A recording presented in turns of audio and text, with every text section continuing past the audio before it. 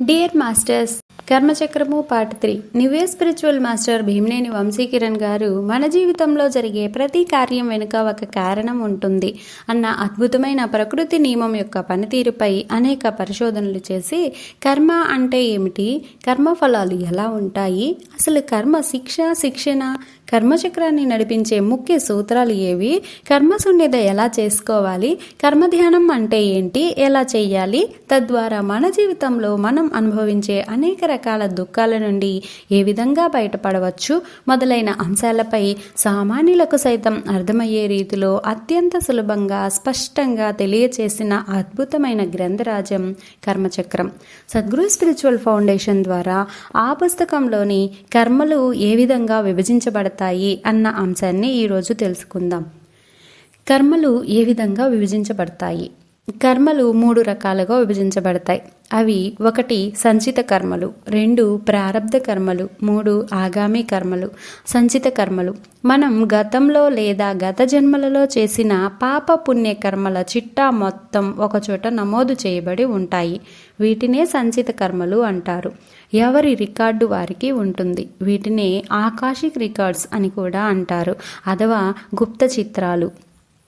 ప్రారబ్ధ కర్మలు మనం మరణించి పైలోకాలకు వెళ్ళి కొంతకాలం గడిచాక మాస్టర్స్ సహాయంతో తిరిగి జన్మ తీసుకునే సమయంలో మన గత జన్మలలో చేసిన పాపాల పుణ్యాల చిట్టా సరిచూసుకుని ఇతర ప్రాణికోటికి మనం చేసిన దాష్టికాలు మన అజ్ఞానపు దశలో చేశామని గ్రహించి ఆ అజ్ఞానాన్ని పోగొట్టుకుని జ్ఞానాన్ని సంపాదించాలంటే ఆ పాపపుణ్య కర్మలకు సరిసమానమైన భోగాలను పొందుపరుచుకొని ఈసారి జన్మలో మరలా ఎరుకతో ఉండాలని నిర్ణయించుకొని ఈ భూలోకంలో మళ్ళీ జన్మ తీసుకుని వచ్చి వాటిని అనుభవిస్తూ ఉంటాం.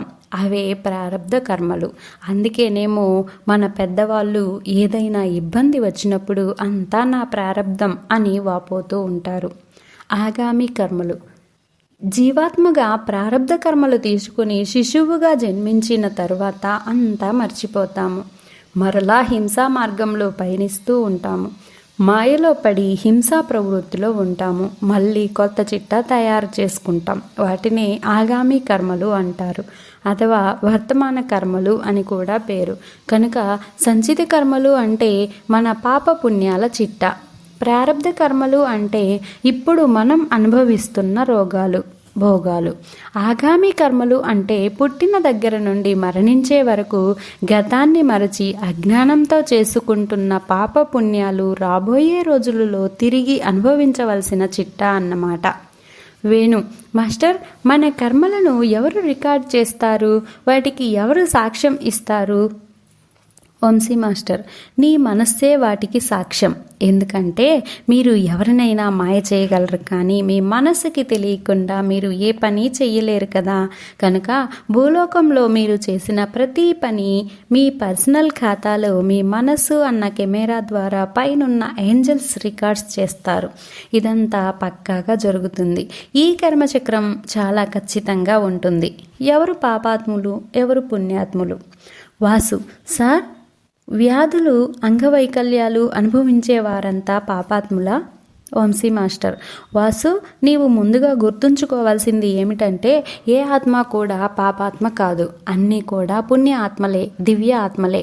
కాకపోతే గుణాల ప్రభావితంతో అజ్ఞానపు దశలలో మనం చేసే అనుభవ రాహిత్య పనుల పేరే పాపాలు. కాకపోతే వాటిని ఎవరైతే చేశారో వారే తిరిగి అనుభవించాల్సి ఉంటుంది అన్నది సత్యం. ఇక నీ ప్రశ్న, ఎక్కువగా వ్యాధులు సంభవించేవారు ఎవరనే కదా. వారంతా ధైర్యవంతమైన ఆత్మలు, గట్స్ ఉన్న సోల్స్ అన్నమాట.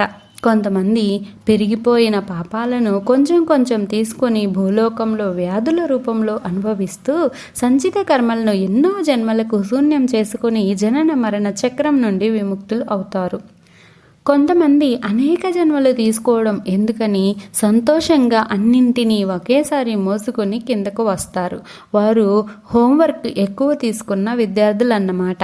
కనుక ఎక్కువ బాధలు రోగాలు అనుభవిస్తున్న వారిని చూసి పాపాత్ములు అంటూ ఈసడించుకోవడం మానేసి వారి ధైర్యానికి అభినందించి వారిపై ప్రేమ కరుణ చూపించాలి.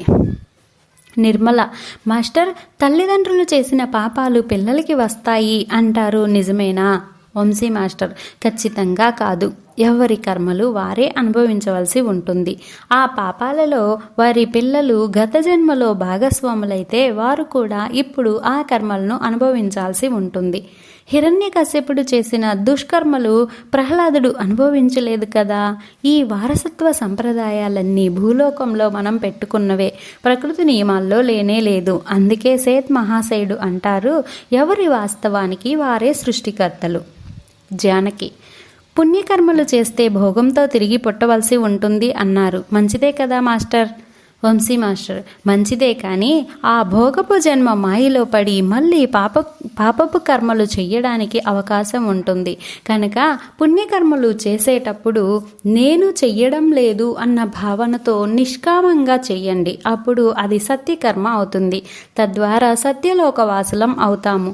జనన మరణ చక్రం నుండి విడిపడతాము. భారతి: మాస్టర్, కర్మలను తెచ్చుకునేటప్పుడు ఈ పాపానికి ఈ రోగం, ఈ పుణ్యానికి ఈ భోగం అంటూ ఉంటుందా? దానిని ఎవరు నిర్ణయిస్తారు? వంశీ మాస్టర్: మీరు ఏ జ్ఞానం లేక ఇతర ప్రాణికోటికి ఆవేదన కలిగించారో ఆ జ్ఞానం పొందటానికి సరిసమానమైన అనుభవ జ్ఞానం కలిగించే వ్యాధులు, కష్టాలు ఇష్టపూర్వకంగా తెచ్చుకుంటారు. అందుకే కర్మను శిక్ష అనకూడదు, శిక్షణ అనాలి. ఇక ఇతర ప్రాణికోటికి మీరు ఏదైతే సేవను చేశారో దానికి ప్రతిఫలంగా భోగం రూపంలో భూలోకంలో అనుభవించాలి.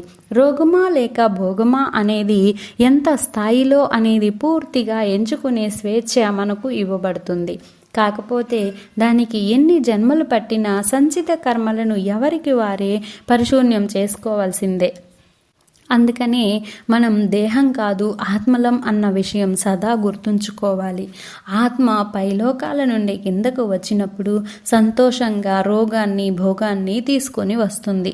ఎందుకంటే అనుభవ జ్ఞానం కోసం. అందుకనే కర్మ శిక్ష కాదు, శిక్షణ అనేది.